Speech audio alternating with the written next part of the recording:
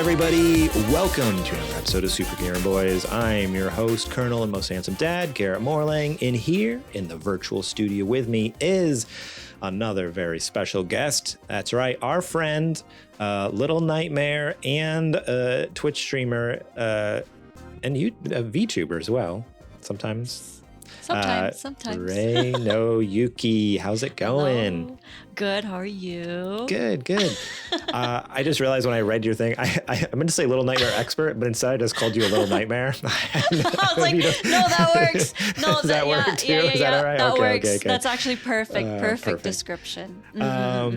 Welcome back. Man, it's been a minute since you've been on one of our shows. Yep. Let's see, you were on both Little Nightmares episodes of Super Gamer Book Club, and you reminded me before the show you were on the Omori one as well. Yes, thank you for forgetting that I was also a part of that show. Man, I feel so bad. Because especially since like that game had such an impact on me, it's like up there with like one of my favorite games of all time, you know. Yes. And then for me to forget, like I played it and talked to you about it, and then it's okay. It's okay. I apologize. I will allow. But how are you doing? Good. It's kind of weird because like we already said our how are yous, but you've heard it already. But they're not supposed to know that. It's a peek behind the curtain. We just jumped on a call right now. Oh yeah. I don't know what you're talking about. I just got back from work. But yes, it's been really busy. As you know, or some people don't know, but I actually went on hiatus for quite a long time from streaming, just because I just got so busy moving from one city to another. And then recently, a month ago, I moved to another city. So it's just busy. So too much moving. Now, sorry? It's too much moving. You guys gotta I know, relax. but it's good. It's good opportunities. Like the first initial move was to be with my partner, and then this move now is for work. So lots of opportunities, lots of like things to do. So I'm very excited, and I get to live alone again. Thank Lord, I get to live alone again. It's been really fun living with my partner. We're still together. Okay. But yes, just to clarify, it's just I just missed living by myself because I lived by myself for so long before then. So now that I kind of have the freedom of having the place to myself, I'm more comfortable. Not per se like I wasn't comfortable streaming around my partner, but it was just more so like I wanted to make sure that I'm not being too loud when he's sleeping at 1 a.m. Yeah, or 100%. if he's working, or because he works from home, so I don't want him to be like in video calls and all of a sudden they just hear like screaming in the background, like someone screaming Bloody Mary in the background. So, you know, it's just tough because like there are days where I do want to stream, but it just doesn't line up with his schedule. So I don't want to like overstep. He's always open to me just streaming whenever I want to, but I'm like, well, the time that I want is not really the ideal time because it's like so late in the evening because I stream a lot of horror games, right? Yeah. So lots of screaming, and if I do stream it like in the mornings, it just doesn't feel the same. No. So it just feels wrong to play a horror game in the morning. It's just like I'm not scared, and that's honestly not, I feel like, not what people want to see, just you playing it and not getting a reaction. Right. So so now I live by myself, back to streaming, still getting into a routine because my schedule for work is still not consistent, but so far it's been like pretty good, and I'm just happy to be back. Cool. So happy to be back. Yeah, that's great. Yeah, I totally get the kind of like, I don't know. When at our previous place we lived, when we were up in Modesto area before we moved down to San Diego, like we had our own place. Because like now we live in my in-laws. My office is actually like in a separate building. It's like it used to be an old barn, like a horse barn. And then we converted the inside, like finished it and everything, and turned it into my studio / office. Because I was working from home before I got laid off last year. It's so nice having my own separate space because back when we were in Modesto and my studio was like in the house, and I would be like up until, like you said, like 1-2 in the morning playing games, screaming, yelling, you know, getting mad at each other while playing Among Us. You know, during COVID. Yep. That's when we were living in that place. It was during peak COVID with Among Us and Secret Hitler and like those types of games. Just like screaming at my friends in the middle of the night and like waking up my wife and kid. And it's like, sorry, this is having too much just fun go to bed. Go to bed. So you're having a nightmare. Much nicer, much nicer being down here where I can make all the noise I want and. Just our neighbors think I'm crazy, you know, if I have my window open, so that's fine. They can, whatever. It's a free show. There you go. It's a free show. There you go. Good for them. It's good for them. Oh man. Well, thanks for joining me tonight. Appreciate it. It's fun to have you back. It's been a minute, and I think got some fun stuff to talk about with you all tonight. Today, we're talking about last week's Nintendo Direct, Naughty Dog's unannounced game, and Kratos going back to Greece. But first, let's give a quick shout out to our Patreon producers, Kajoma01, Bumple Smash, and wait, I read that wrong. Yeah, sorry. Dang it. I think I messed it up. No, it's okay. Run it back. No, I'm just going to read it. This is how I don't know if it's accurate. Kajoma01, Bubble Smash, and Carrie, and our Super Gamer sponsors, Julie Bates, Mama Mare, and David Matthews. If you want to be awesome just like those folks, head over to patreon.com/supergamerboys and support us over there, starting at just $1 a month. $1 gets you episodes early and ad-free, such as this show, as well as access to our Patreon exclusive show, Super Later Boys, which there's a new episode up right now. It was supposed to come out last weekend, but guess what? I dropped the ball in the editing for that one and didn't put it up until Saturday. Hey, but at least you got it, huh? For those of you who don't know, Super Later Boys is just me and Adrian getting together and sitting back and talking about whatever the heck we want to for an hour or so. So if you want more, just chill non-video game, although this one got into video games a little bit this time, chatting, or you just miss Adrian because he's not been on the show in a few months, go check out Super Later Boys. Just $1 a month. Get that. But we'll talk more about our Patreon later on the show. Right now, I do want to give a huge shout out to Jack Sriracha, Yate, and DJ Trooz for allowing us to use their music on the show. Tonight, I got my DJ Trooz playlist going, so you'll hear that in the background. And links will be in the show description for all of their music. Go check them out on Spotify and Apple Music. Got some good stuff. All right. And with that, it's now time to check the mail.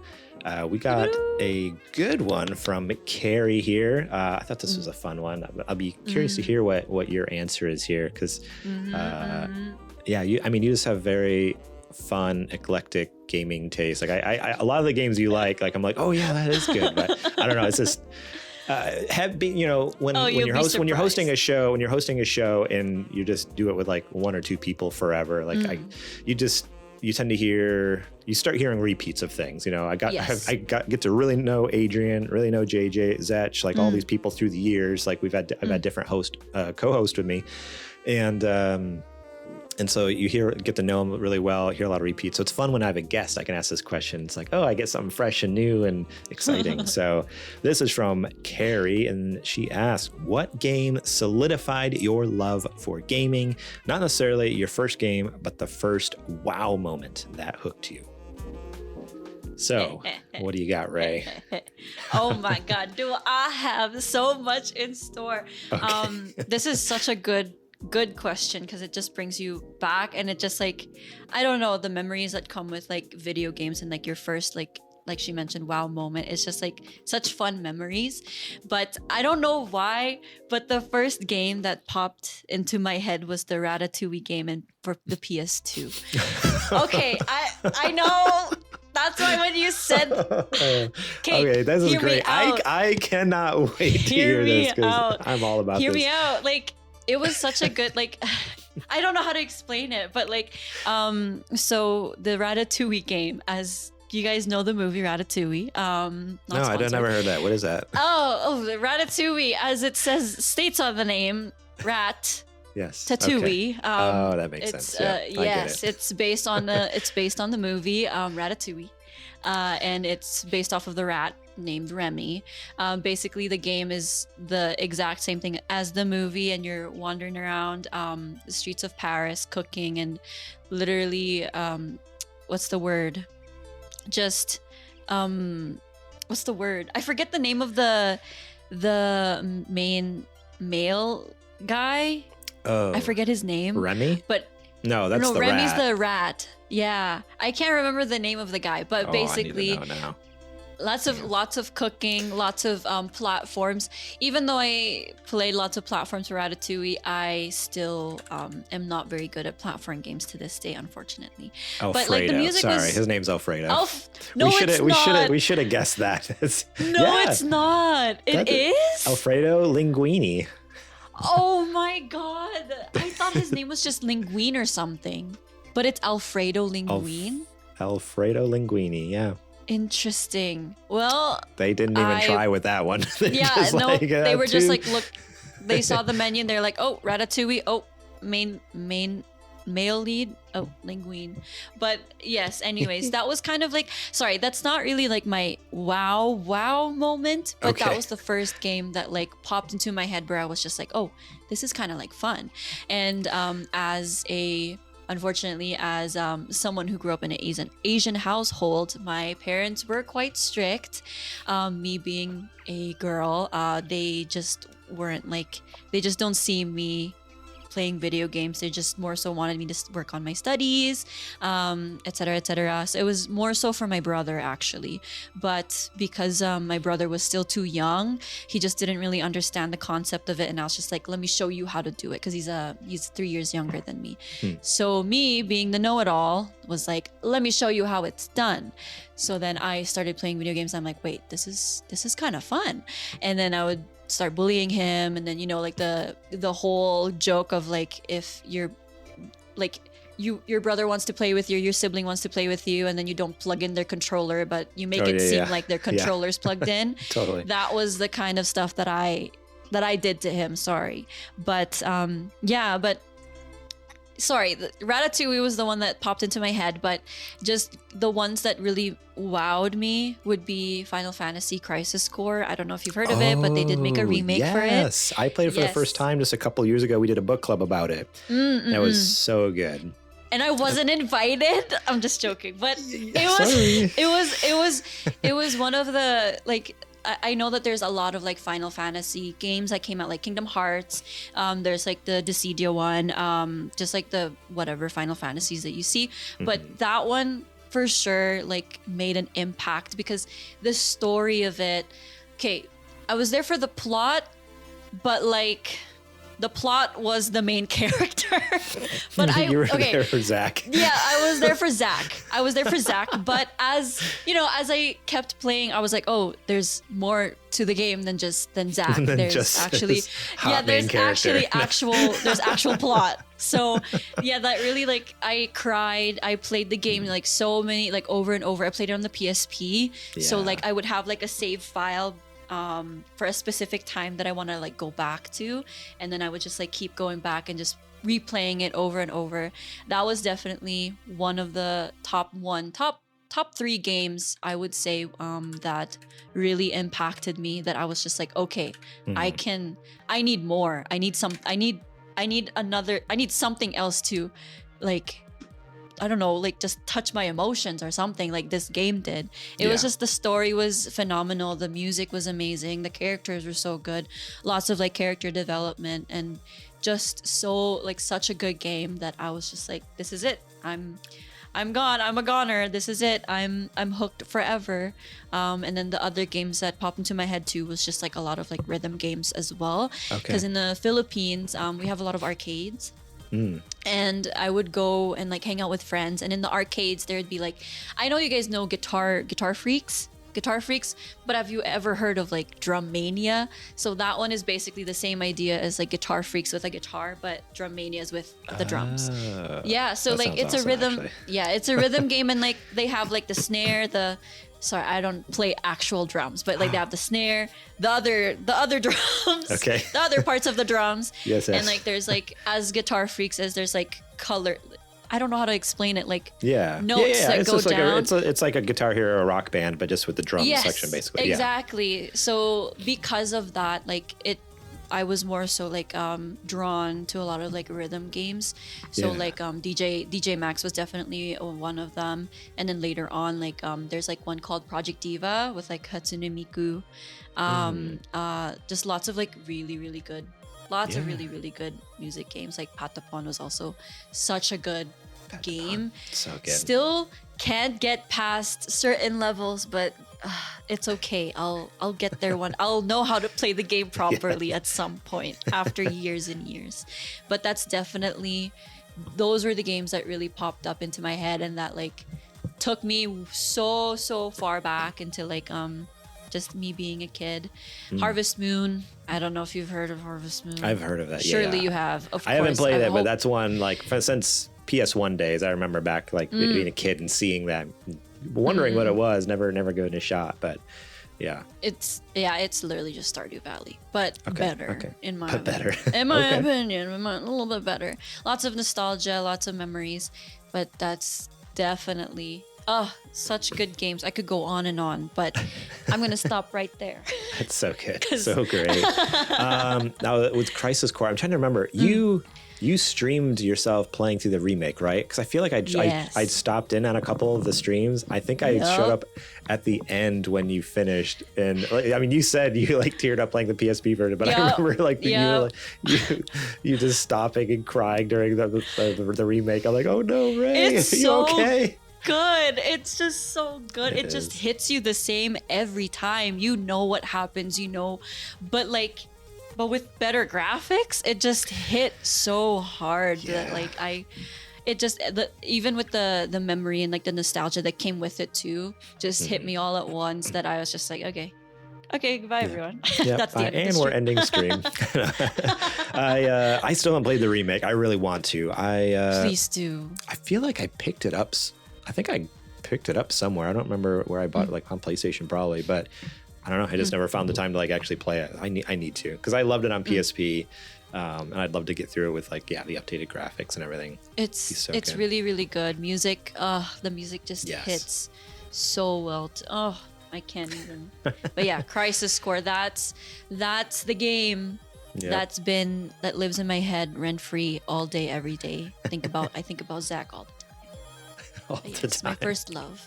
The plot, the whole plot. The whole plot. Just that one man. I just can't get enough of that man. He carried the game the whole way. That's it.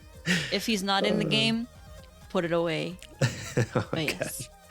What was yours? Mine, boy, I thought long and hard about this one, because obviously the easy cop-out answer, and everyone who listens to this podcast is going to be like, all right, 1, 2, let's say together, right? 1, 2, 3, Metal Gear Solid, right? Metal Gear Solid. Okay. Yeah, that's the one. But then I thought more, and like, that definitely was a wow moment for me, because it's like, oh, shoot, there's this video game that actually makes you feel like you're in an action movie, and it's like breaks the fourth wall and it's like gets serious, gets goofy, it's all of the above, everything you could ever want, and while also being like this epic blockbuster, like incredible story, like everything about it. It's perfect 10 out of 10 game. But I was like, okay, well, but what other games at the time really grabbed me? And I was trying to think like before Metal Gear, like, okay, what's something I played before Metal Gear? Like, because I had to be a big, like,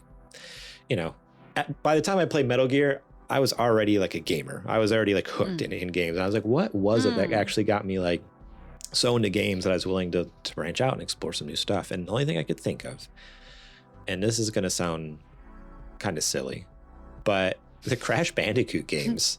But they're so good. They're fantastic. Yeah. But it's just like, I don't know, because people are like, what's that wow moment? And I'm like, I don't know, just being a bandicoot and breaking some boxes.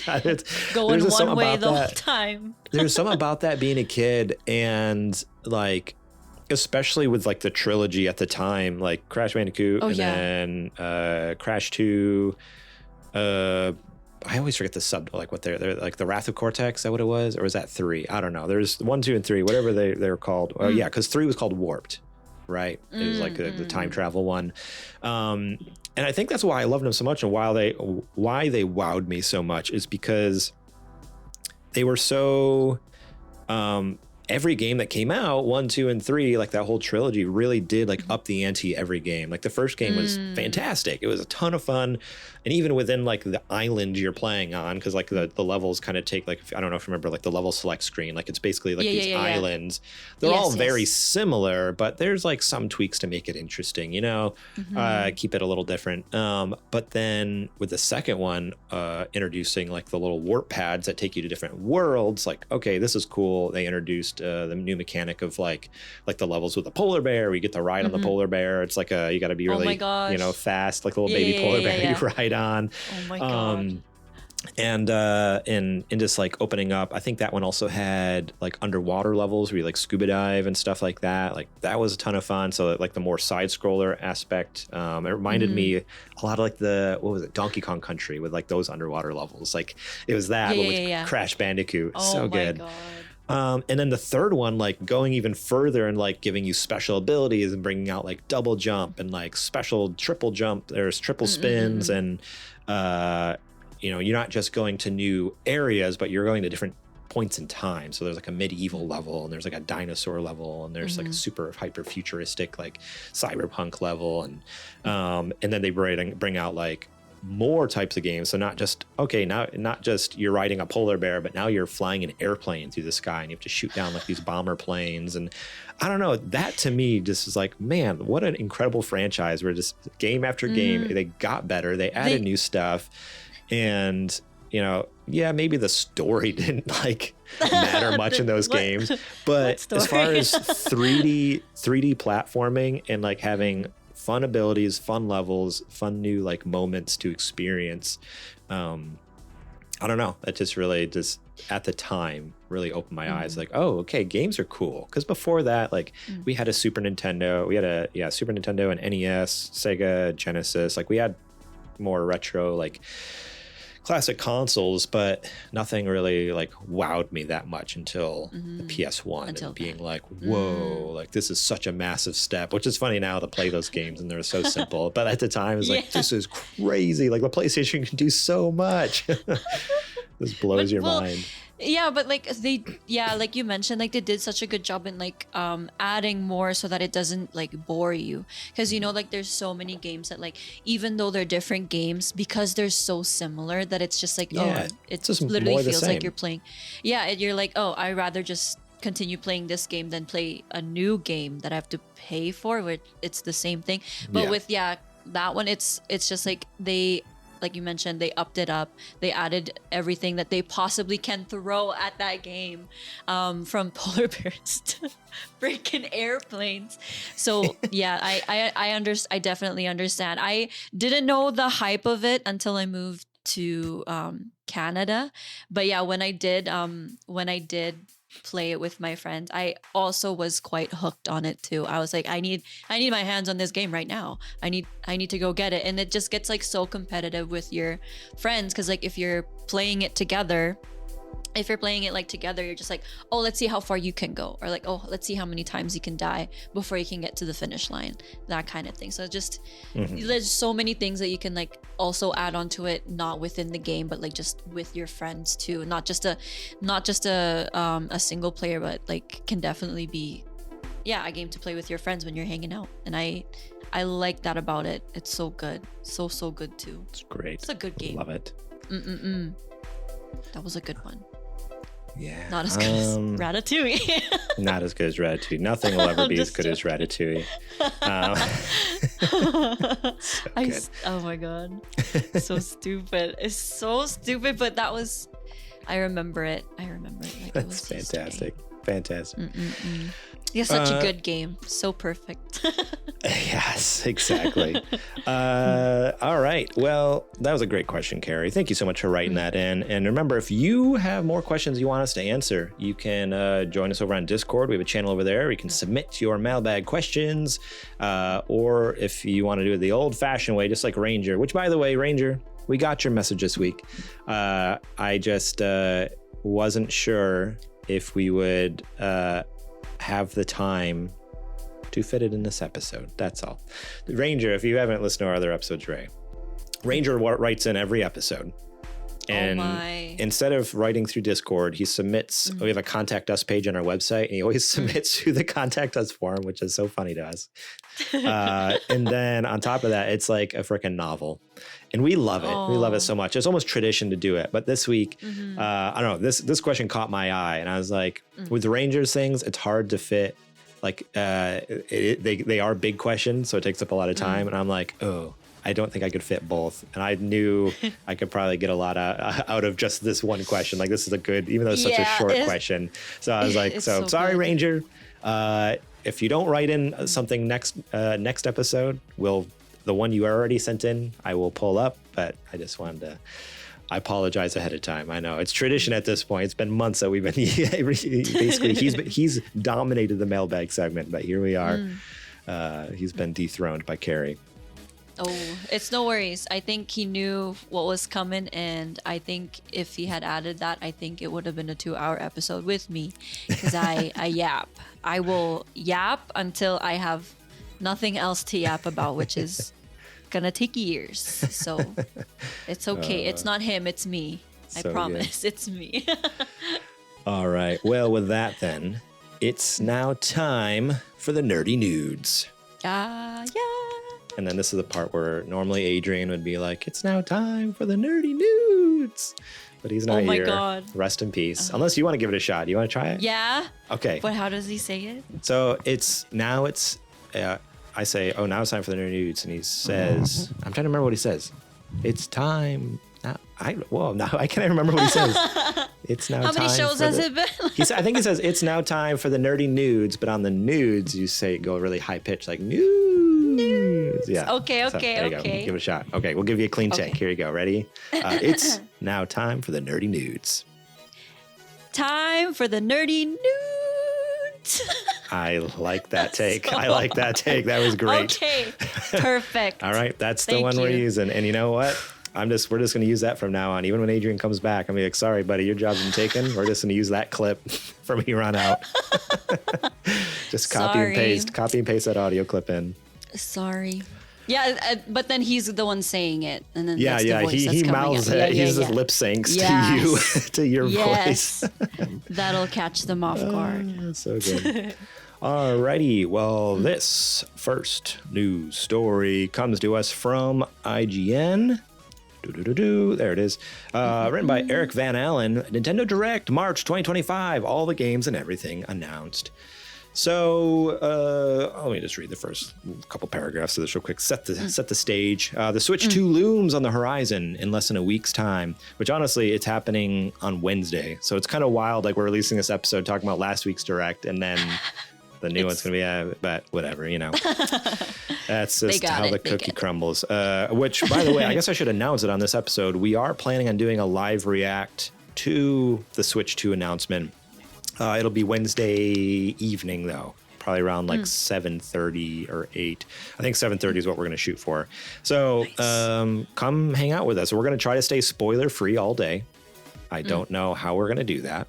I was like, okay. We're going to see if we can do it. And then we're going to live react to the Nintendo Direct on Wednesday. So join us over on Twitch or on YouTube and hang out with us while we learn about the Switch 2. Looking forward to that.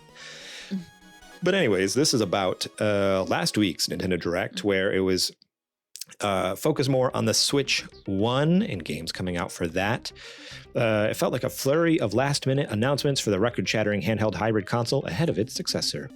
There were some highlights from the stream today, and I guess let's get into it. So we don't need to talk about everything that was announced, because let's be honest, there's a lot of things on here that was kind of like, meh, whatever. Like, I don't even know what that is, I could care less. But at the top of this list, actually, they have something that I was kind of stoked about. I've not played these games before, but I'm just excited they're more easily accessible.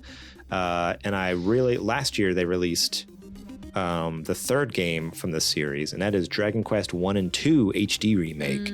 They announced that. I have never played any of the Dragon Quest games until last year when they released Dragon Quest 3 HD Remake, and I love my time with that. I didn't finish it, but boy, I was like having such a blast. So now that they're releasing these two, I'm just so stoked to eventually jump into these ones, because I think, from what I understand, have you played the Dragon Quest games at all? You have? Unfortunately, I have not. I've played the character at Smash. Okay. But that's as much as I know about it. Okay. Yeah. So from what I understand, 3, like chronological order, it actually goes like 3, 1, and 2. So 3 happens timeline wise, like before 1 and 2, which is why they released it first last year. Interesting. And so yeah, I mean, I want to get through that game before I jump into these ones. But I just love that HD 2D art style. I don't know if you've seen that before, like if you've seen the trailer where it's like it's 2D pixel art, but it's like in like 3D space. I love that. Like what was it called?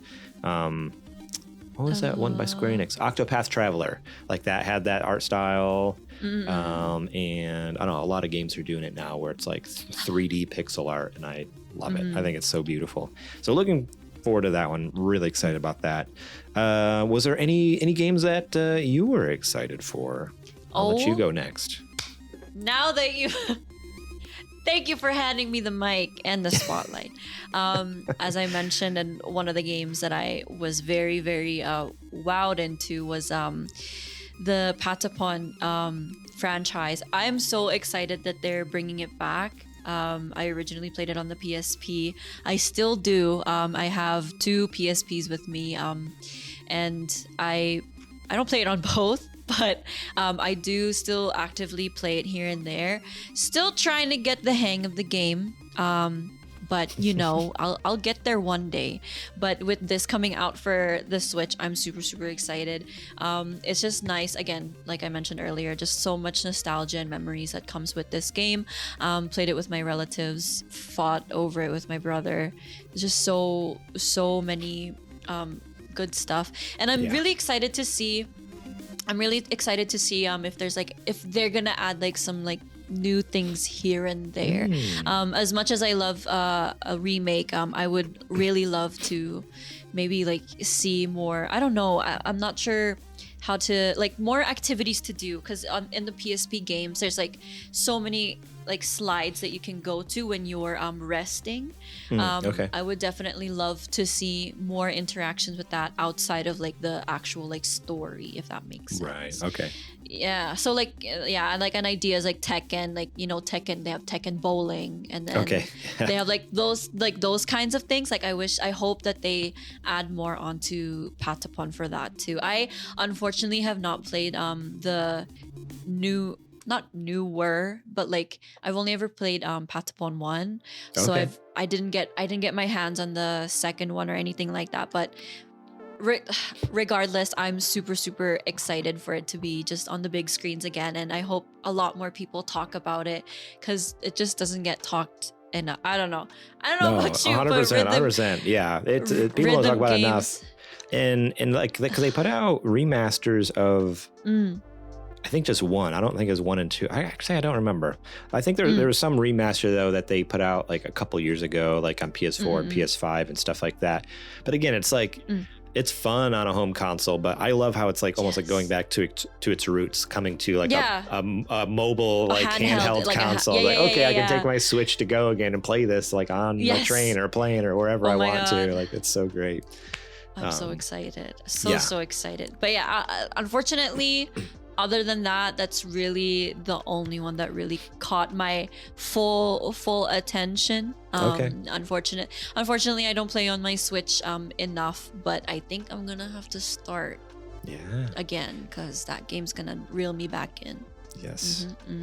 There was also, this is probably the biggest thing that was announced and showed off, because the only thing we've heard about this is that was years ago at this point. We got a logo for Metroid Prime 4. That was it. Like they showed us a logo, and like that was it. And that was years ago at this point. And it was supposed to come out years ago. Like they kept saying like, oh, it's gonna come out here, and it like never did. Like it was supposed to come out last year even. It said, back in 2023, I think they said 2024 it's coming out, and then it just never came out. They never said it was canceled. They never said it was delayed. Like they just radio silent, and everyone just like assumed like, all right, I guess that's it. A lot of people thought it was canceled, thought it was done. But they finally announced it. We got some, I'll read this little bit here. We got some more gameplay today of Samus's new 3D adventure in Metroid Prime 4 Beyond. Starting the gameplay showcase on the planet Vuros, Metroid Prime 4 sees Samus unlocking psychic abilities that she can use to open doors, operate mechanisms, and change the trajectory of her beams. Nintendo reaffirmed a 2025 launch window and teased a new suit for Samus, but no news yet on a release date for Metroid Prime 4. So they said they confirmed 2025. They also confirmed 2024 last year, so we'll see how much they actually stick to their guns here. But the fact that they had gameplay to show off, like they actually showed off trailer gameplay, that's promising. Where before it was just a logo, you know. So that's super exciting. This is one of those franchises that I always get a lot of flack on because I'd never played the first game. But I had the second game on GameCube, Metroid Prime 2 Echoes, and love that game so much. That game was like one of my favorite GameCube games. And then 3, I played a little bit of on Wii, but up until just a couple years ago, I hadn't played the first one until they remastered it. They remastered Metroid Prime on Switch like 1 or 2 years ago, and that game was fantastic too. I didn't get around to finishing that one either, but love the Metroid Prime series. Like having like a first-person shooter version of Metroid is great. Like, don't get me wrong, the 2D platforming side scroller kind of Metroid's great, but I don't know, there's something about just being able to, you know, be Samus. Like you're not just like seeing her do stuff, jump around the screen, but like, oh, you see the inside the visor and you can scan items and like learn stuff and use her different abilities. It just feels more like you are that character, which is so fun. Yeah, and I feel like at the sorry. Go ahead. Oh, I was just gonna say, I feel like at the time too, there probably wasn't a lot of games that was like that too. It's just more so like just always like third person. So yeah, definitely doing the move of changing it to like first person definitely like refreshes like your love for it. Totally. 100%. New perspective.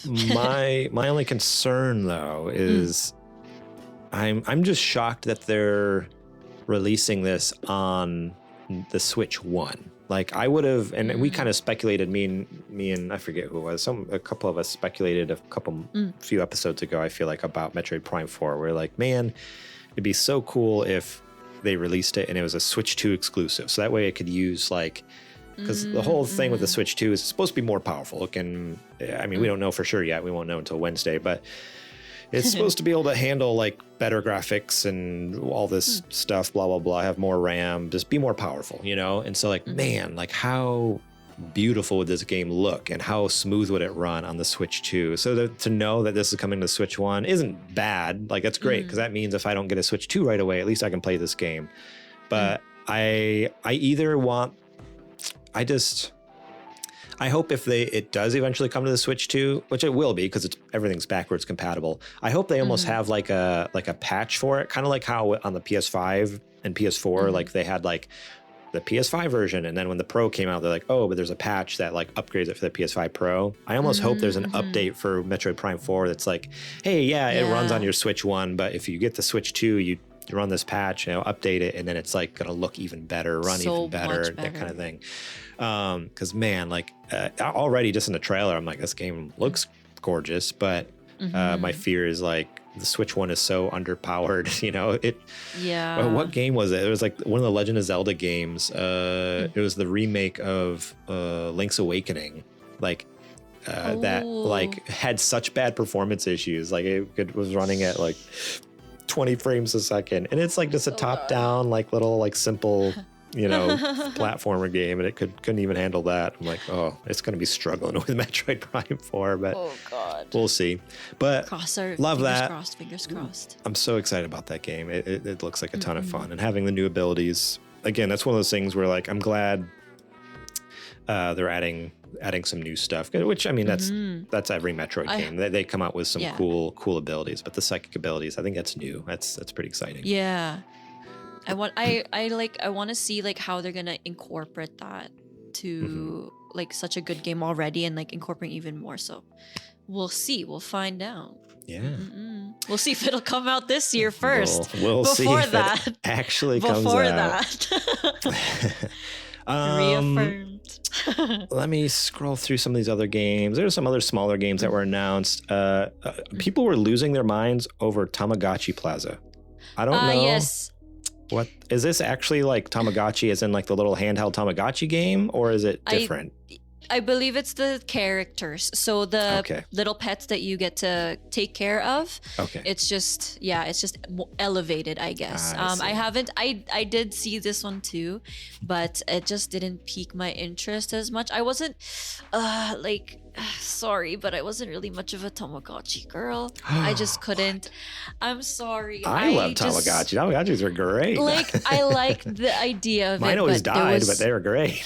It was just too much commitment for a 10-year-old. I couldn't handle it. I was just like, you know what, you're too needy.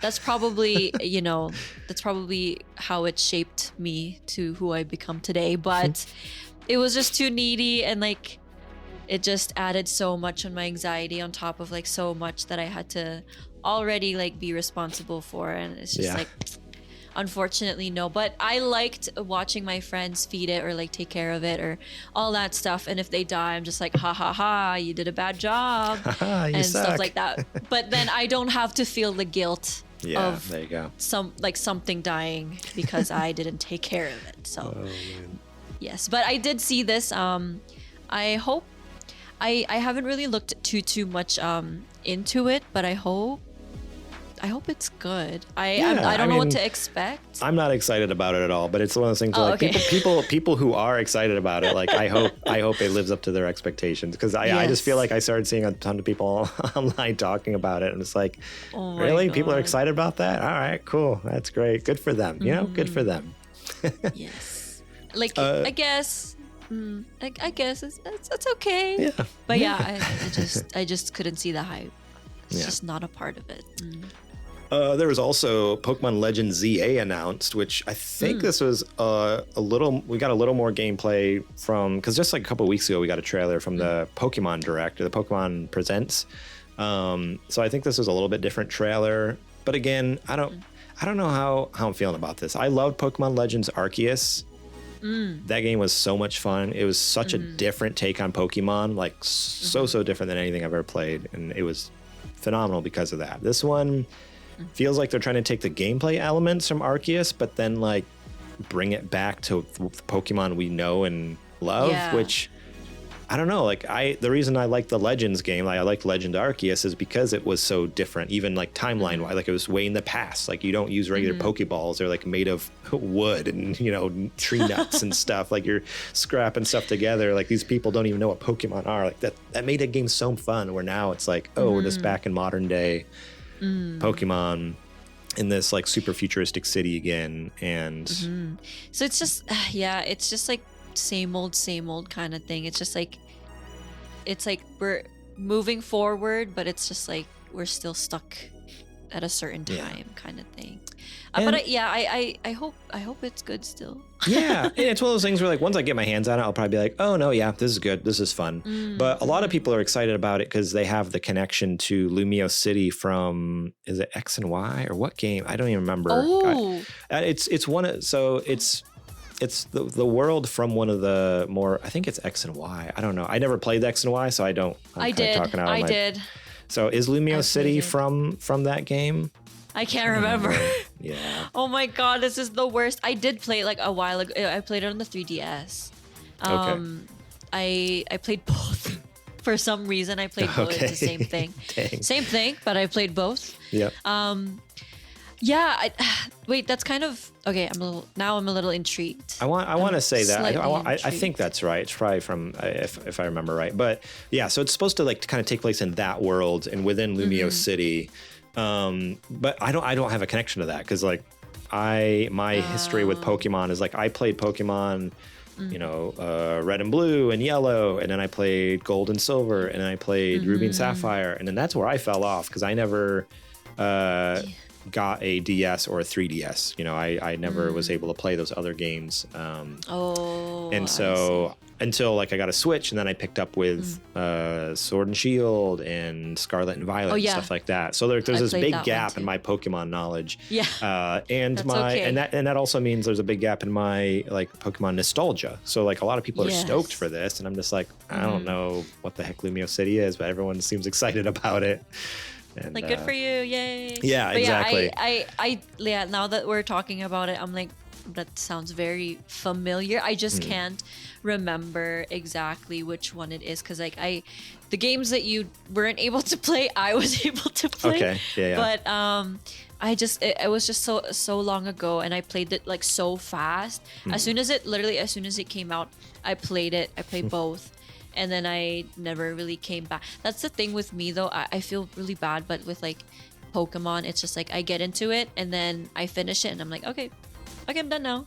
Yep. And then I wait till the next games come out. And it sucks because like I always see people going back and being like, oh, I found hidden stuff. Oh, I found this. Oh, you can do this. I'm just like, I don't want to go back. I'm already playing this other game. Yeah, I've moved on. I'm on a different game now. Yeah, I'm like, I don't know any secrets. That's okay. You can keep your secrets. I'll find the secrets in this next one. Yeah. But I definitely have played the ones that you mentioned. Yes. Yeah.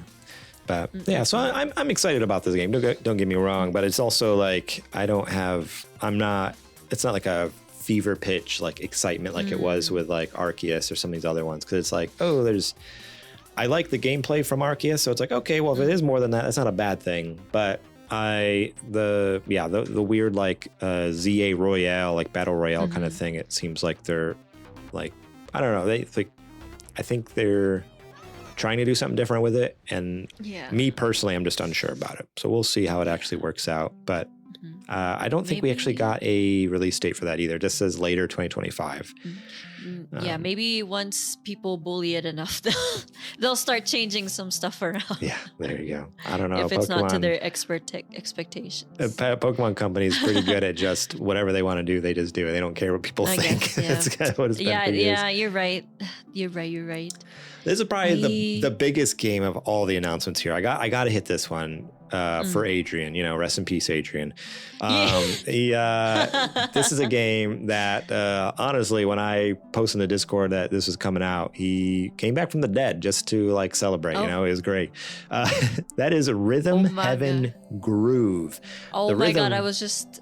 Rhythm Heaven games. I had never played them until maybe like a year ago. I got on 3DS. There was one on DS and one on 3DS, and I got both of those and started playing through them. Those games are so phenomenal, so much fun. Like, you're talking about, you love rhythm games. Like, have you played any of the Rhythm Heaven games? No, unfortunately, I have not. You need to get these games because they are absolutely incredible. So much fun, so silly, so goofy. And we're getting a sequel. We're finally getting a Rhythm Heaven game on the Switch, which Adrian has been begging for since the Switch came out. They're finally doing it right at the tail end, right as they're getting ready to get rid of the system. God. It's not coming out until 2026, which is crazy to me, because like, I guess everyone's anticipating the Switch 2 to be coming out this year. So to think that next year they're coming out with new Switch 1 games is kind of wild. But they need something to keep the Switch 1 alive, you know. Maybe that's why they're with how many people own a Switch 1, it makes sense. It'd be stupid to not continue to support it, I guess. So yeah, you're right about that. Forget about it. Yeah. But yeah, it says a new entry in the classic Nintendo Rhythm series is on the way with Rhythm Heaven Groove. Quirky challenges, fun rhythmic activities, and its excellent art all look set to keep the party going. The beat kicks up with Rhythm Heaven Groove sometime in 2026. Yes, I am so excited for this. It's such a simple game, but it's just the silliness, like the stupid little mini games. You know what it reminds me of? Did you ever play any like the WarioWare games? So it's like, it's made by the same creator as those games, but instead of being like stupid little mini games, they're stupid little rhythm games, you know. So like right up that alley where it's like, wait, what am I doing right now? But it's like all about staying in rhythm. It's not just about doing something fast like in WarioWare. It's more like doing something in time or in sync with whatever the silliness is happening on the screen or whatever. Okay, so now I might now I really need to get this. I'm intrigued. Yes, because if you have a way to play the original ones on DS and 3DS, like pick those up. But yeah, if you can't wait till next year, but definitely when this comes out next year, like don't you worry. I think I still have my 3DS, so maybe I'll hit it up, prep for what's to come for 2026, and then I'll be a veteran by then. Exactly. So that's really good. Yeah, Wario. Oh my God, that's such good games. I played it on the Game Boy. It was so fun. But yes, now that you have, what is it? You've told me like a similar. Now that you've shared that there's a similar game to it, I can kind of picture it, and now I'm a bit excited too. Okay, I understand. That's good. I understand the hype. Okay, I'll give it a chance. And then the last thing announced, this wasn't necessarily exciting, but I figured it's newsworthy, at least before we move on here. Virtual game cards are now being announced for Nintendo Switch, so you can, they're now allowing you to share digital purchases that you have on your Switch by sending virtual game cards to people. They're like, hey, you know how you have physical game cards to share with your friends? Well, now you can send virtual game cards. It's like, all right, cool. It is kind of cool. People can borrow stuff for up to like 2 weeks or something like that. But you have to be like physically close, like proximity wise. Like it has to be someone. You can't just send it, like I can't send you a game unless we like meet up in person and then I share a game and then well I have to come to you or you have to come to me, come to San Diego, and then I'll share some games on the Switch with you. Yeah, so that's it's a cool feature, but it's to me it's like, oh man, I wish they went one step further where, you know, anyone on your friends list you could send a game to, but it's like, no, they have to be within, you know, Bluetooth range on your Switch to connect and then send it over. So it's like, it's a cool feature, but a typical Nintendo way, they don't go quite far enough to make it like really consumer friendly, but it is what it is. But yeah, so basically, and when you do that, then you don't have access to the game for the 2 weeks while they're borrowing it. So it's like, so it's a way for them to allow you to share games without like, you know, because you only own the game once, you know, so it's like you don't both have access to it at the same time. So it's not like you can be like, oh, here, use my copy of Mario Kart so we can race together. It's like, no, once you share it, they have Mario Kart and you no longer have it until the timer runs out or they return it to you kind of thing. I hope they change that in the near. Well, other than that, I hope they change that you can, like, I guess that defeats the whole purpose of like people purchasing the games if you can just share it. But I feel like the 2 weeks will be short enough that they would have to get the game. Maybe it's just a way to help promote other games, I guess. That's what this idea. Yeah, I just wish, they just made it like easier to be able to share with kind of anyone on your friends list. You know, it would be cool to be able to, because, you know, still keep the timer on it, like whatever, like, okay, they can only have it for a week or two. And then if they want it again, I just send it to them. As soon as it returns, I just send it back to them for another couple weeks, you know? But it just seems weird that they're like, oh no, you have to be like physically close to be able to like transfer from one Switch to the other. I'm like, okay, they're just really, this is not helpful at all. This doesn't maybe really this is just a trial period. Maybe they're wanting to expand more into this, but they're just like not sure how to approach it. So step in the right direction, maybe give them the benefit of the doubt. We'll see some errors and try and fix them before they expand into it. All right, well, that's all the big stuff from the Nintendo Direct. So yeah, if you want to see more, go check it out. It was a fun showcase. It wasn't like blow my socks off the best showcase they've ever put out, but there was some fun stuff in there. Highly recommend at least checking it out. And now it's time for our next news story. This is from Abdullah Jawad over at The Game Post. Naughty Dog is working on a new unannounced game led by Uncharted director Sean Eskeg. It's been in development for 3 years, it says. New report claims Naughty Dog has another game in the works led by Uncharted Lost Legacy director Sean Eskeg, and it's already 3 years in development. Naughty Dog seems to have a lot on its plate right now. The PlayStation studio behind hits like Uncharted and The Last of Us is coming off a big announcement with its new IP, Intergalactic: The Heretic Prophet, while HBO's The Last of Us Season 2 is on the way next month. Have you seen The Last of Us show on HBO? Yes, I have. Oh, I'm so excited for Season 2. I am so stoked for Season 2.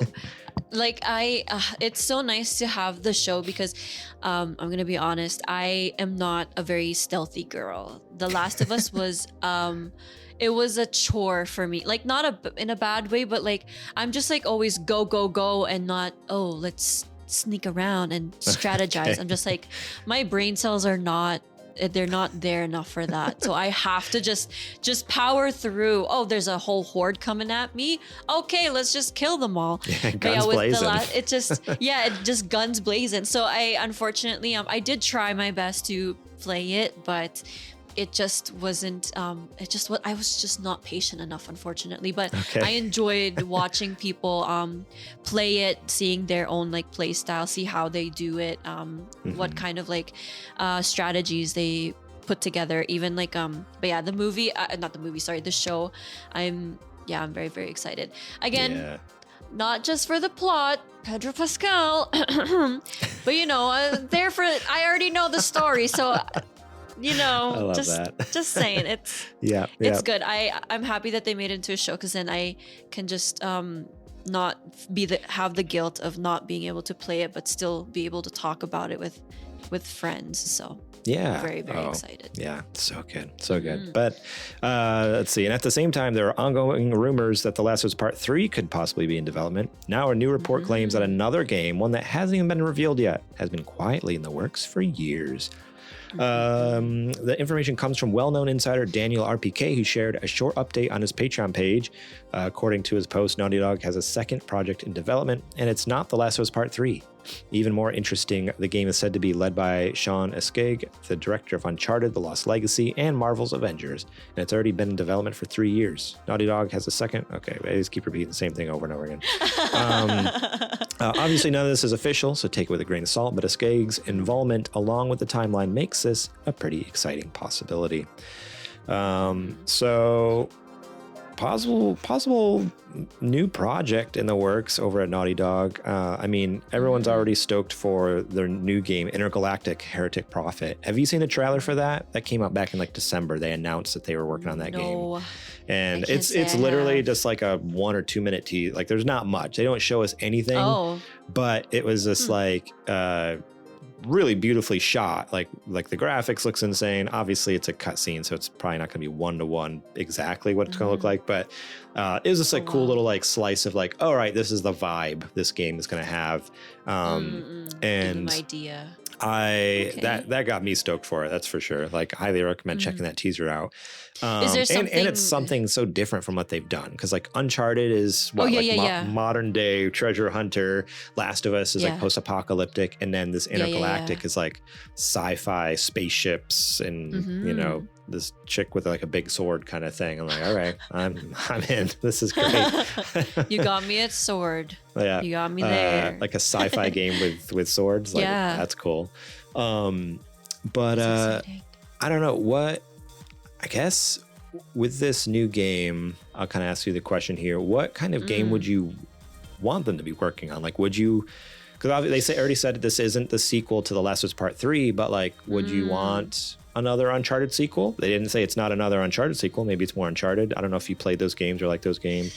Or is there something else entirely you'd like them to work on? Or is there something from their past that you'd like to go back to? Like, me and Adrian talk about all the time how much we love like Jack and Daxter to make a comeback. You know, how cool would that be to bring like Jack, or like, obviously they can't bring Crash Bandicoot back because Xbox owns that now, Activision. You know, but, I didn't know that part. Yeah, so Naughty Dog was originally the developer of Crash until it got sold to Activision quite a few years ago, and now Activision is owned by Xbox, which is crazy. It used to be the PlayStation mascot Crash Bandicoot is now owned by their competitors.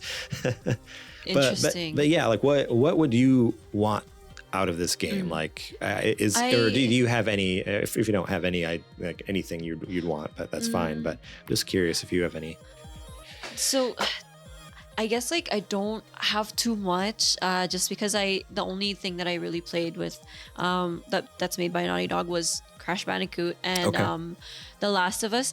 Uncharted, my friend actually told me that it was basically a similar game to Tomb Raider, which I was a big fan of. So because that Uncharted was similar-ish, it just didn't appeal to me as much because I already really like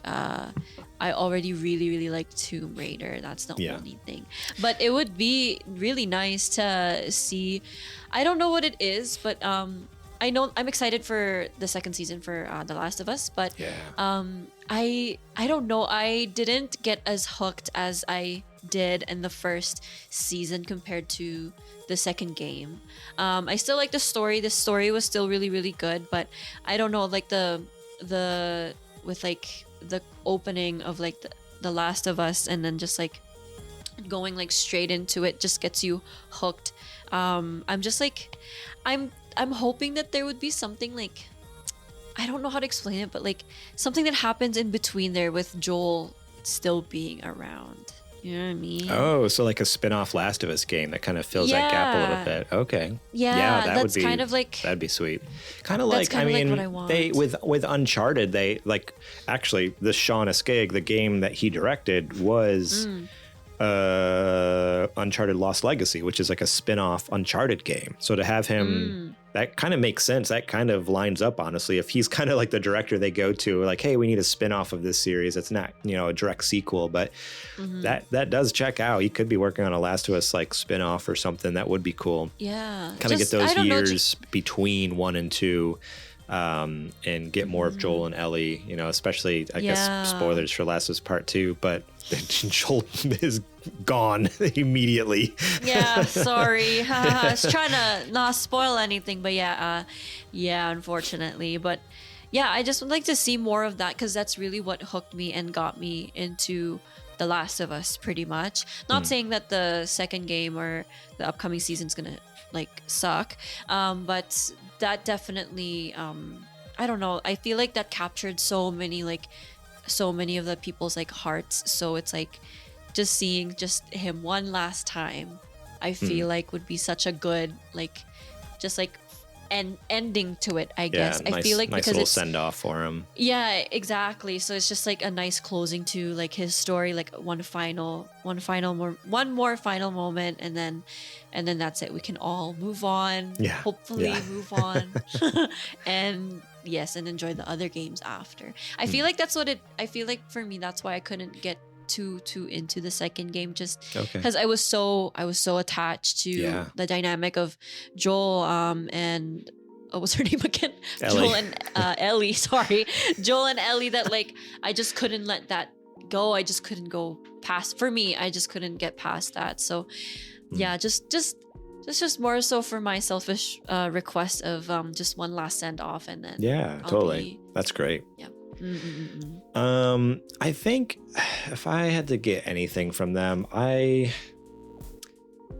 honestly, I like your idea a lot. Like, I didn't even think of that, but yeah, for it to be a spin-off Last of Us game would be pretty awesome. Or even if it wasn't Joel and Ellie, like it was Joel and his brother Tommy, because they both make it to, you know, after they all get to, because even in the second game before, you know, we get flashbacks, and we also kind of before things kick off with that game, like we hear conversations and see things like between Joel and Tommy.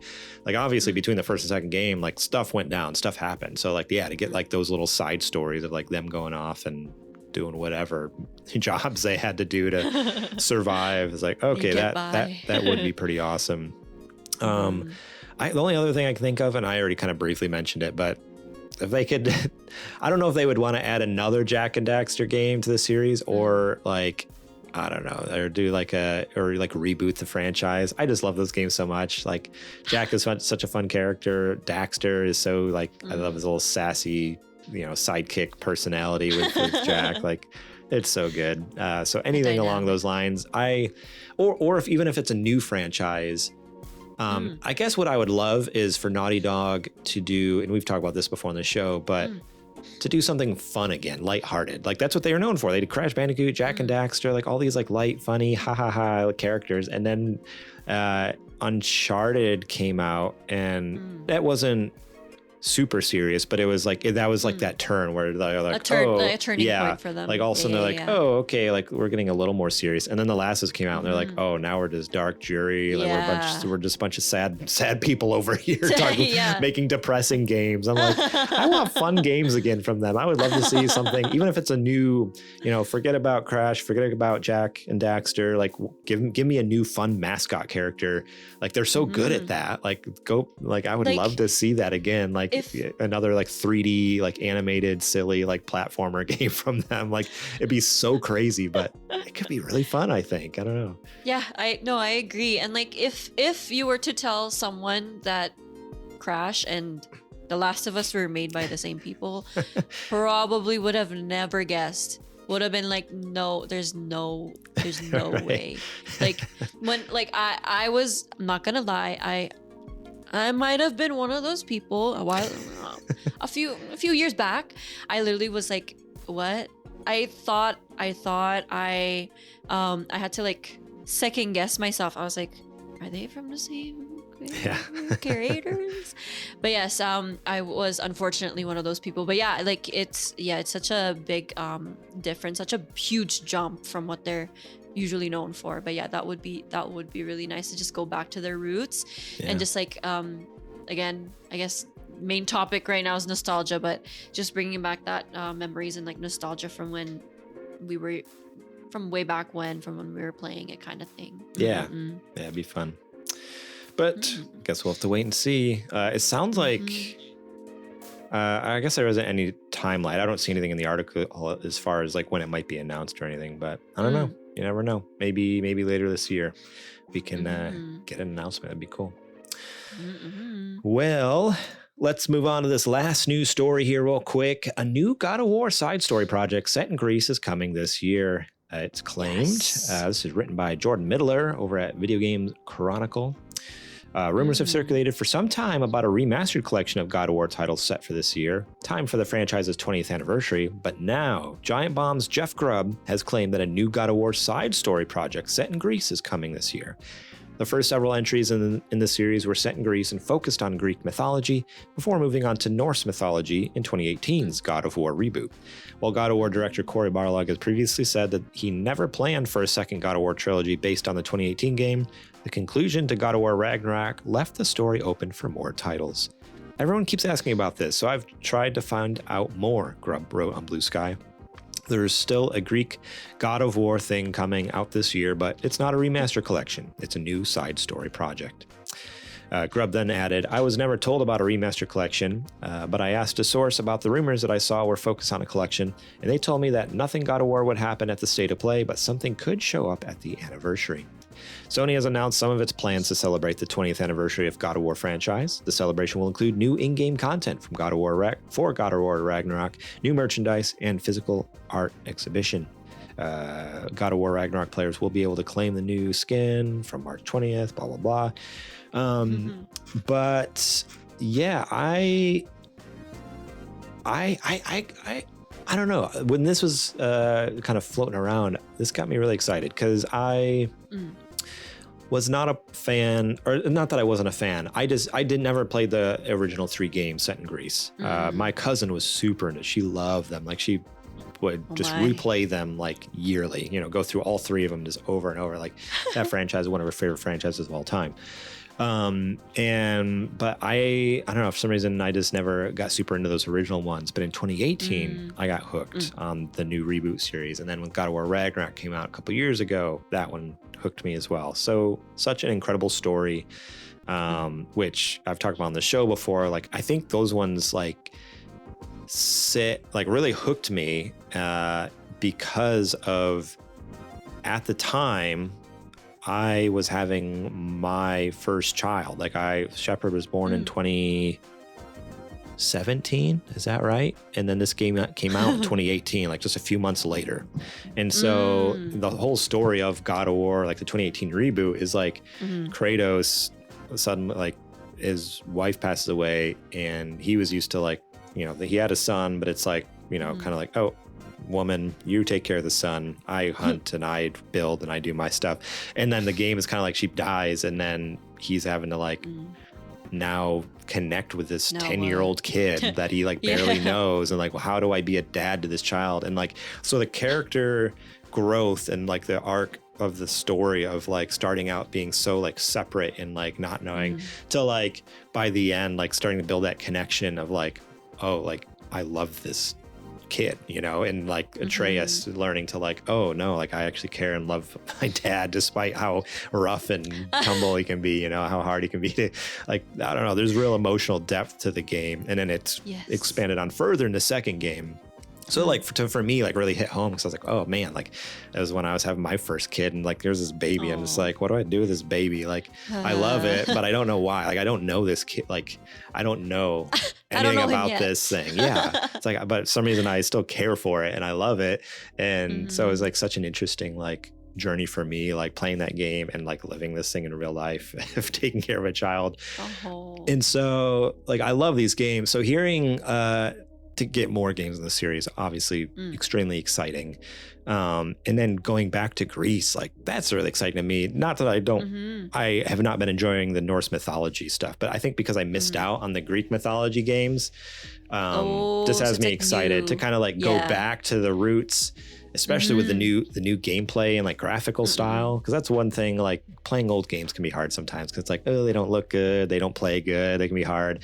So like, man, they get a taste of that without having to go back and play the old games sounds kind of bomb, honestly. Get a little taste of that. But yeah, we'll have to see if this is even real. At this point, it's just a rumor. Jeff Grubb says a lot of things and most of the time they don't come true, but you never know. Sometimes they do. Do you have any experience with the God of War games? Yes. And are you kind of, I don't know, what are your feelings on this? Does this get you excited or anything like that? I do really want to get really into it, but at the same time, it's just like there's so much that kind of like goes on, and again, my brain cells can only handle so much. I do really like I mentioned, I do have the PSP. I have the Chain of War special edition one. So I have the red PSP. Yeah, it has awesome. Kratos on the Chains of on the Olympus. back of it. Yes, exactly that one. And like I was really hooked into that one. That was my first introduction to God of War. Unfortunately, I wasn't really exposed to it again until after I met my partner, because he is like honestly, I think you invited the wrong person for this, but he is a huge fan of God of War. He platinumed every single game that he possibly can for. Yes, and ring him up right now. Get him on the phone. Let's get him on the phone. Yeah, sorry. Sorry about that. Like I can go, I can leave, but yeah, the reason why I kind of got back into it was to impress him. So I already played a lot of like video games, which is already like a plus for him, because obviously at the time, like way back when, not a lot of girls really were into video games. I feel like a lot of people weren't really into video games until after COVID. I feel like it wasn't as big as it is today, because everyone was forced to just stay at home. But anyways, I'm not saying that I'm like, I'm special at the time, but it's very in a smaller city, it's very hard to find people with like the same interests in general. Totally. Yeah, exactly. So I heard that he's like a big fan of like God of War, and then the God of War game that you were just talking about, like it just like came out, and I was just like, perfect, this is a perfect time for me, something to bond about.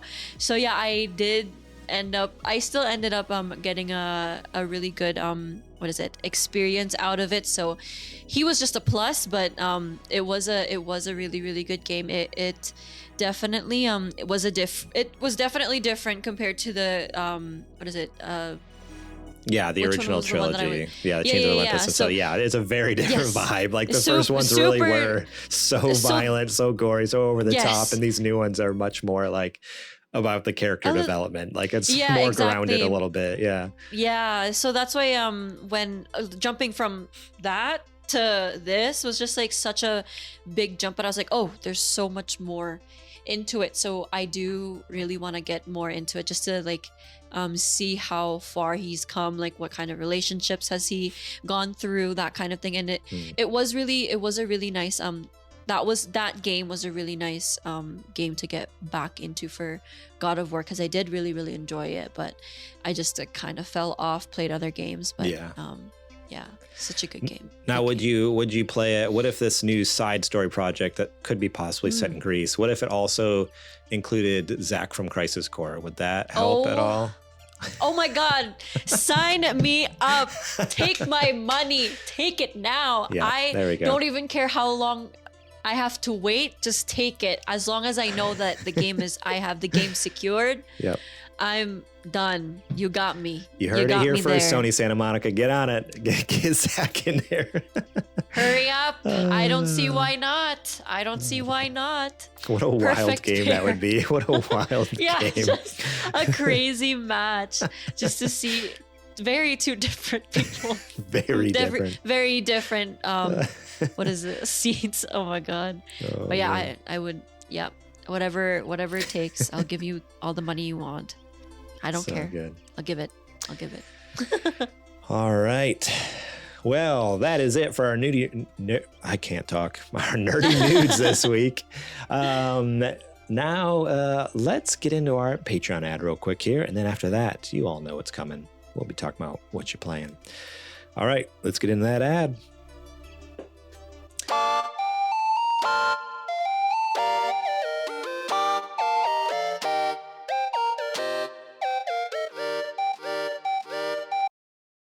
Alrighty, this is the part of the show where I tell you to go over to patreon.com/supergamerboys, and you can support us over there starting at just $1 a month. That's right, $1 each and every month gets you episodes early and ad-free, such as this show, as well as access to our Patreon exclusive shows, such as Super Later Boys. Episode 9 is out right now.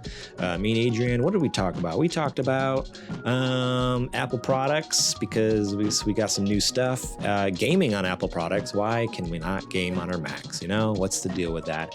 And then also, what else did we talk about? Oh, Death Stranding 2. Of course we did, because that's the greatest game that's coming out in 2025 and probably forever, you know? So go hear us talk about that. So a more gaming-centric Super Later Boys, but there's 8 other episodes if you don't want to hear us talk about games. Go check those out. Those are some fun ones as well. You also get exclusive access to Season 1 of Super Gamer Book Club. Season 2, as you know, is available freely on podcast feeds, but the original Season 1, hosted by Zetch at the time, old-time host, rest in peace, is if you haven't picked up, there's a general theme where if hosts aren't around anymore, they're just dead. They're dead to us. They don't exist anymore. Kind of scared. Like, okay. Whenever you're not around, it's the same thing. Yeah, Ray, rest in peace. You know, it's like as soon as it's like if I can't see you, you must be dead. Yeah, Season 1 hosted by Zetch. Go check those out. Again, only available if you support us on Patreon. We got the $5 level tier where you get all those previous perks and the show notes. So you know exactly what we're going to be talking about each and every week on the episode. Go ahead and read up on what nerdy nudes, the mailbag, what we've been playing, and leave your own questions, comments, concerns right there on the show notes that we can read here on the air. So if you want your voice heard, support us at $5 a month. And then you can see those show notes and leave your comments right there for us to see. You can also support us at $10 a month, where you get all those previous perks and a big old shout out at the top of each and every episode, just like we did today with our Super Gamer sponsors. And then the top dog tier, we got our Patreon producers, where you support us at $15 a month, get all the previous perks, and the big perk of this one is being able to pitch a segment of the show. If you have an idea that you think would be fun for us to do, whether it's a segment in this show, a segment on another show, or just something completely separate altogether, go ahead and shoot it our way. We'd love to give it the old college try. We've had some fun ones over the years. Kajoma, one of our Patreon producers, he was on actually last episode. So if you listened to the last episode a couple weeks ago, he was on. He was the one who pitched. He had a Kajoma's Card Game Corner. So that happened like once or twice a week on our YouTube Shorts and Instagram for a while, TikTok. He also pitched the infamous Tall Tales of JJ that got canceled very quickly after it came out, because JJ is a dirty, dirty man. Rest in peace. So rest in peace. Yeah, that didn't last long. We had to shut it down real quick. No fault of Kajoma, but JJ is just yeah, it gets a little crazy sometimes. He has a little too much fun. Unhinged. No. Unhinged. Unhinged. That's a perfect word for JJ. Off his rocker, completely crazy. Oh, yes. Yes. So yeah, go support us at the $15 a month Patreon producer tier if you have some fun show segments you think you should give a shot over here. Patreon.com/SuperGamerBoys. Real quick here, we also have a couple other ways you can support us. SGBstore.com. Buy some sweet merch. We got t-shirts, we got hoodies, we got coffee mugs, we got all the fun stuff. Apparently, if you want to buy our Summer Gamer Boys merch, that's still up from last summer. Our special line that we released. Because you know what? It's summer all year round here at Super Gamer Boys. So if you want those swim trunks or let's see, what else do we have? We had some cool glasses that look like beer cans, you know, that look kind of like beer can shape. Those ones. Oh, yeah. Get some of those with a sweet design that I made up myself. We got a lot of fun summer stuff, so go check that out, sgbstore.com. And if you're watching live on Twitch, twitch.tv/thesupergamerboys, you can support us by either throwing a subscription our way, cost you, $5-6 now, or if you have Amazon Prime, you can link that to your Twitch account, use your free Prime gaming subscription each every month to support us. Costs you $0, we get the $5 of support, plus you get ad-free viewing, access to our emotes, and our unending gratitude of support for our channel. So think about supporting us there with that. Twitch.tv/thesupergamerboys. Like I said, doesn't cost you anything, and it's probably going to waste anyways. Let's be honest. How many people actually remember they have the Prime Gaming sub available each and every month? Most people, I'm sure, forget about it. So make sure you use it. This is your reminder. Go to our channel or any channel, even if you don't use it on us. I just want you to use it. So go find some cool creator and use it on someone that you know that deserves it. Get that free sub out there. Take that money from Amazon. They don't need it. Yeah, they can spare it. Exactly. And with that, let's get back to the show.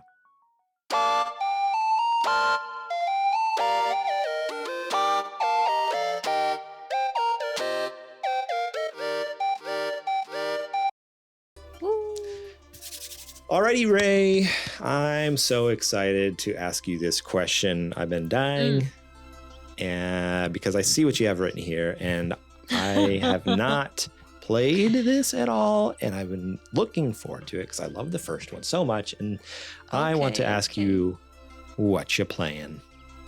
I'm actually been playing Ratatouille. I'm just joking. No Ratatouille on the PS2. No. Yes.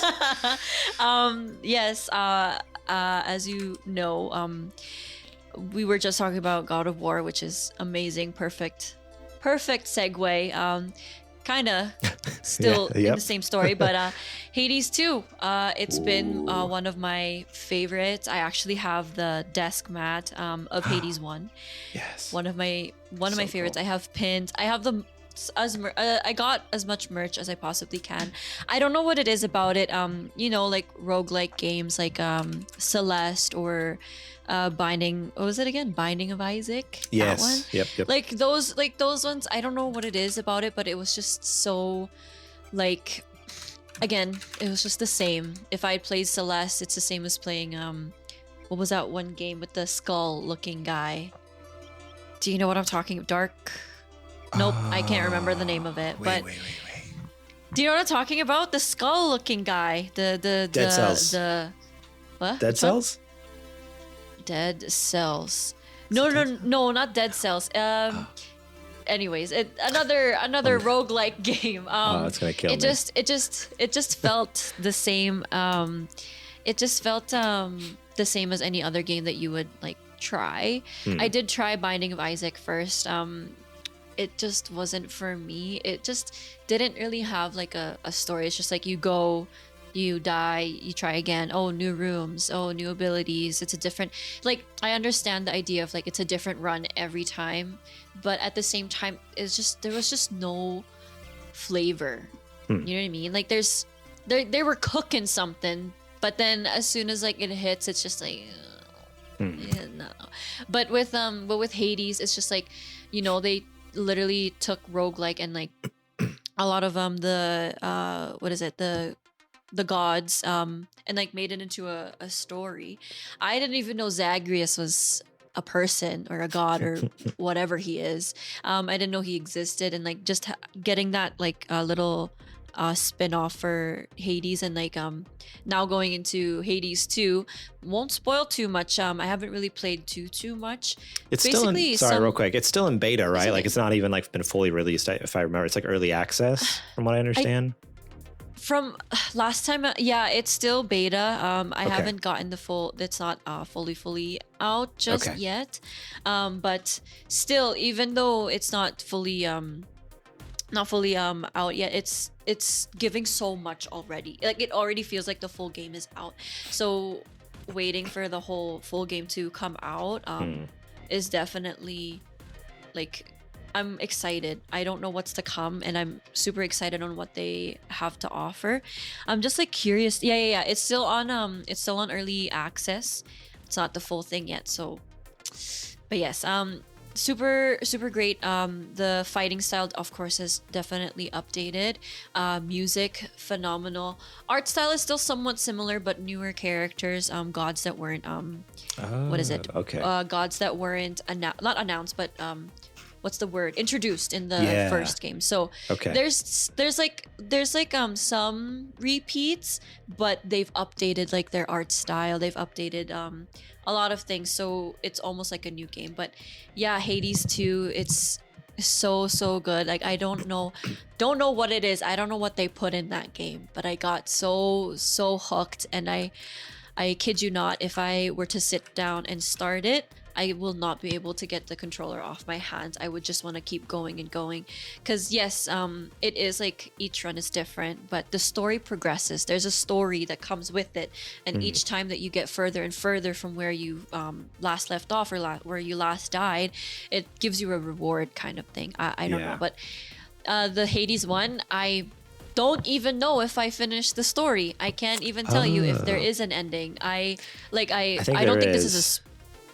I don't know if I don't even know if I made it to the ending or not, because I played it so much. Right, that's maybe true. I have, maybe I haven't. Yeah. So it's like it's just a guessing game, and I'm really excited for Hades 2 because it's already so good, and I'm excited to also see it intertwine with Hades 1, of course. Yeah. I need to see some kind of like connection between it, and I don't know. I'm just so excited. Like, are they gonna team up? Are they gonna?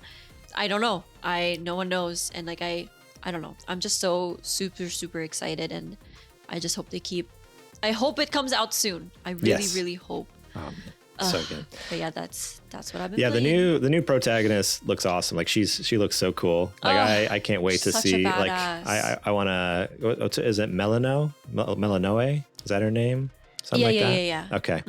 I mean, just her character design looks so awesome, and like just knowing there's like slightly different abilities from what I've seen. I haven't played it, but it's like that automatically makes it such a great game. Like we talked about with Crash Bandicoot earlier, it's just like, oh man, okay, it's not just more of the same. It's like, okay, we got some fresh new characters. I'm sure some fresh new locations that we're going to, and so it's like really just spicing up a bit, which is so cool, so much fun.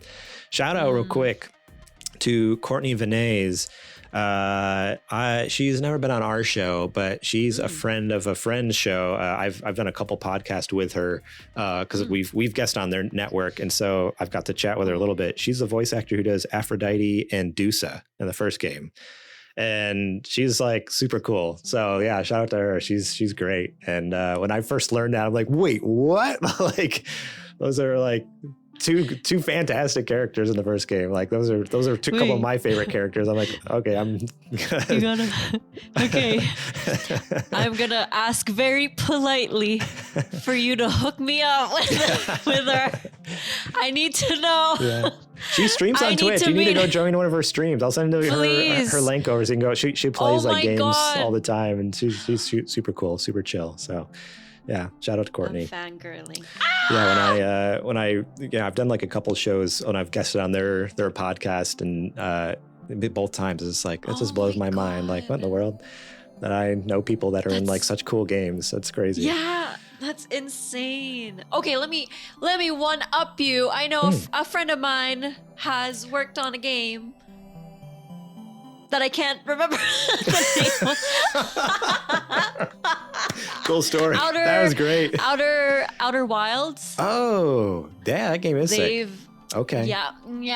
I know someone that helped develop that game. Cool. And then I know another friend that worked on a game. It just recently came out. It's called Bap Bap. Haven't played it yet, but I don't know that one. That's cool. Yeah, it's okay. She helped on the art style for it, on the art. So yes, but not as cool as meeting. I don't know if you know this about me, but my all-time dream, other than being a mortician, fun fact, I would love. Wow, you've heard it here first. Yes. Breaking news. Sorry to drop that on you, but I would love to be just any voice actress. Especially with Hades, you meeting someone. I can't. I hate you. Let me tell you, I hate. Wow. Why are you living the life? Why are you living the life that I dream of? But oh my God, sorry. I can't get over it. That's actually so cool. You lucky dog. You lucky dog. Maybe one day our show will be cool enough we can have her on, but until that day. It will come manifest. I am manifesting it. Yes. But yes, sorry. I got a little heated. But yeah, that's super cool. Now with Hades 2, it's not like an open beta like for free, right? You have to pay to get the early access. Yes. Is that correct? Okay, I couldn't remember. Yes, that's correct. Mm-hmm. Okay. Yeah, it's worth it. I want to play Hades 2, but I almost want to wait until it fully releases. Like I don't want to play a less than version. Like when I play it, I want to like experience it at its fullest, you know? And so part of me is like tempted to go jump in the early access, but the other half of me is like, no, just wait until it's completely done and like experience like the best version of it, you know? Why go in and possibly have a not as good time when I could just wait and have like the best time? But although it sounds like it's great, like hearing from you, and I've heard from a couple other people, like people are loving it. So it's like, you know, obviously it's a good game, whatever they have set up right now, but I don't know what they did with it. It's just whatever they're doing, just keep doing what you're doing. I cannot wait. I'm excited. I'm so excited. So good. So excited.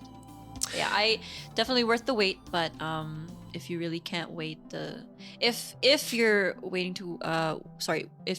to wait, then that's totally fine. But if you're like me that can't wait, just $40 go get it. Just $40, just go get it. It's worth it. Honestly, so worth it. So worth it. So good. Well, for myself, I've been playing a game. I've talked about this on the show before, but I've played a little bit more of it. And that is Pokemon Fire Red Rocket Edition. So for those of you who don't know or don't remember, this is a game. It's a ROM hack of Fire Red from the Game Boy Advance. And basically you play as a Team Rocket grunt. So you are a new initiate. Like you actually go through the initiation service and ceremony and everything. You get your Rattata, you know, you go pick up your first Pokemon, and then they send you off to just wreak havoc in Johto. Or is it? No, sorry. It's Kanto. That's Kanto. I'm trying to remember. Yeah, I got it mixed up. Kanto region. But I'm trying to remember exactly the story because I've played a few hours of it now, but you start out going to Mount Moon, where if you remember, like in the regular game and like Red and Blue or Fire Red and Leaf Green or whatever they announced or they released back in the day, the remakes of the games, you go to Mount Moon, and that's where you get like the fossils for either Kabuto or Kabuto. I can't remember. What's it called? I forget. Whatever. There's two different fossils, and depending on which fossil you pick, that's what legendary fossil Pokemon you get. And so the idea is like Fire Red gets a tip that there's these fossils over there, and so like a whole squad of like Team Rocket people go to Mount Moon and try to intercept, and get these fossils for Giovanni, for the big like Team Rocket boss. And of course you're thwarted by this child, which it's the main character from the main game. Yes. But like you get your butt kicked fighting this kid, and then it's just kind of like goes on from there, where you're Team Rocket trying to keep up with this kid and get ahead of him and like stop him and steal stuff from him, and just keep getting thwarted over and over and over again.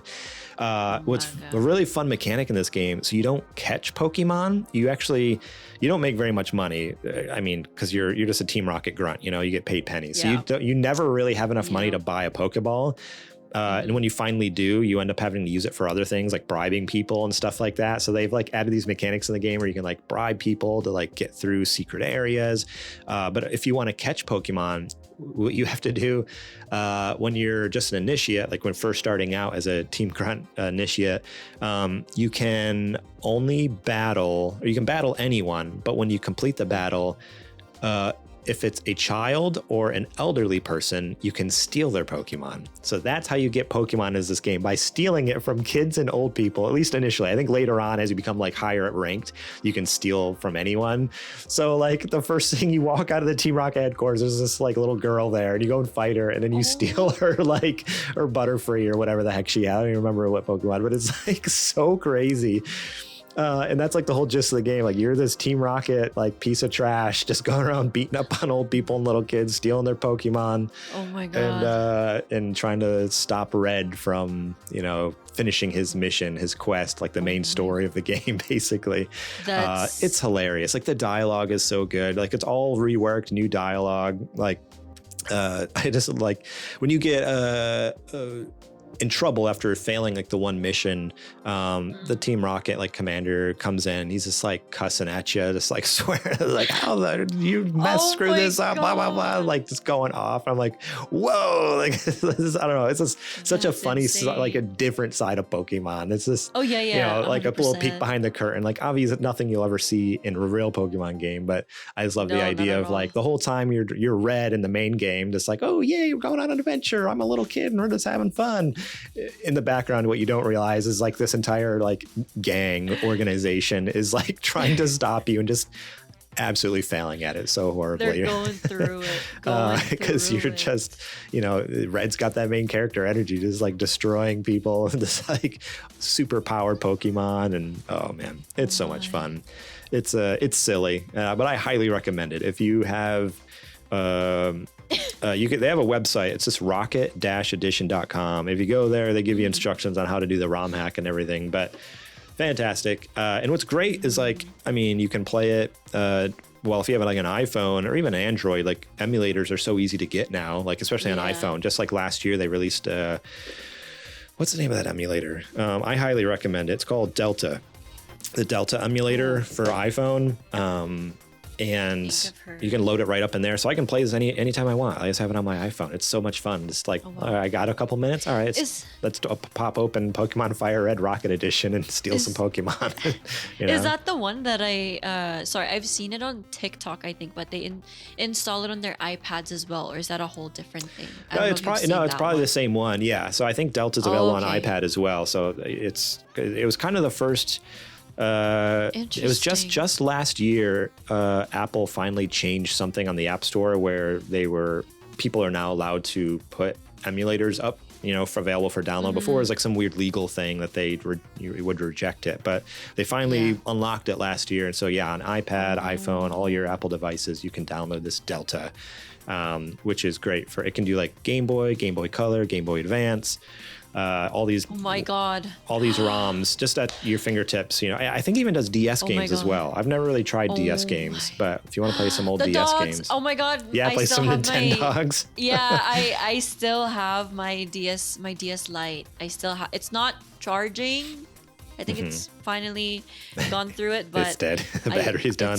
I think I don't think I can turn that back on, but wow, okay, I just saw it for a brief moment, but knowing about it now that it's, I'm kind of excited. Yeah, we were just talking about WarioWare. Check out the Delta emulator, and then, of course, wherever you get your ROMs, be safe out there, people. Don't download something that's gonna steal your identity or brick your phone. But legally, you're supposed to source it yourselves. You're supposed to own it and be able to boot it. But sometimes you gotta do what you gotta do. Yeah. If they're not willing to sell it to me in their own store, maybe sometimes I gotta find it somewhere else. Fell off the back of a truck somewhere. I don't know. But yes, highly recommend Fire Red Rocket Edition. It's very cool. I mean, and this is a game too. You can't, obviously you can't buy this game. It's a community made, like fan made game. So highly recommend. Go check it out. So if you like to steal from kids and elders, this is the game for you. If you want to go beat up on some kids and old people, then get this game. It's great. Yep. While also getting your butt kicked by this kid. Yes. This child prodigy. You get what you paid for. Yeah.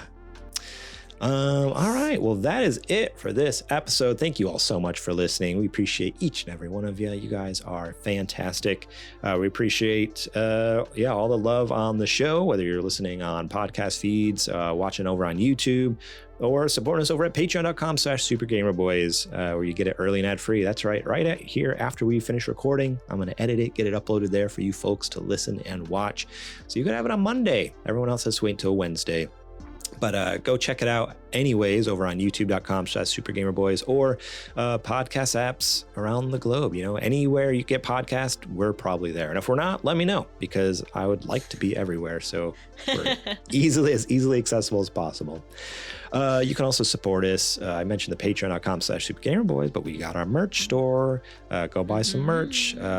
Show off your love for our podcast by buying some cool merch. Help support the show that way.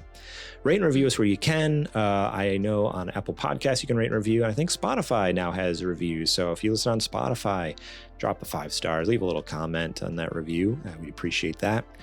Shout out to Jack, Sriracha, and Yate, and DJ Trooz once again for allowing us to use their music on the show. Remember, find them over on Spotify and Apple Music. Links will be in the show description.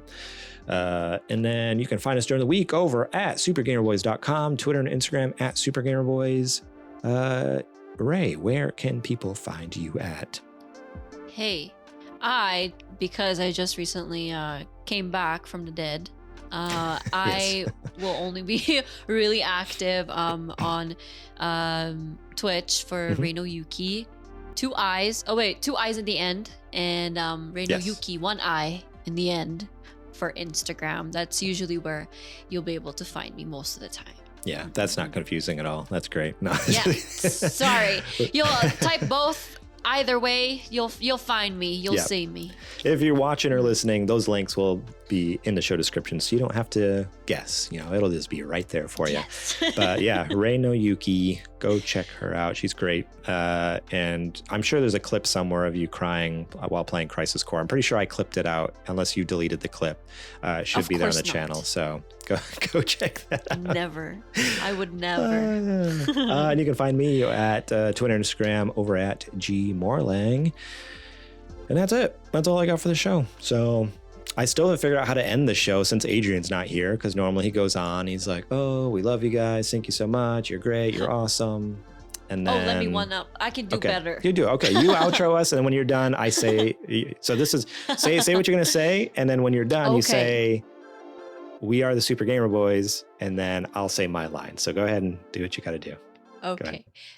Thank you, everyone, for tuning into this episode. I hope you guys enjoyed it as much as I did. I hope that you guys learned something new about me or Garrett. And if you guys have any questions, comments, concerns, please let us know. Leave a like, subscribe, and hit that notification button. And make sure to always be up to speed with what we're doing. And now that is everything. We are the Super Gamer Boys. And we'll catch you on the flippity flop. Also, a mortician? That's what you want to be? Yeah, I don't know when it started, but when I was like a teen, I was just so fascinated with how like people prepare the deceased for like showings. Is that what it's called? I think that's a sounds really perfect bad. spot to cut the episode right there for showings. Yes. Cut.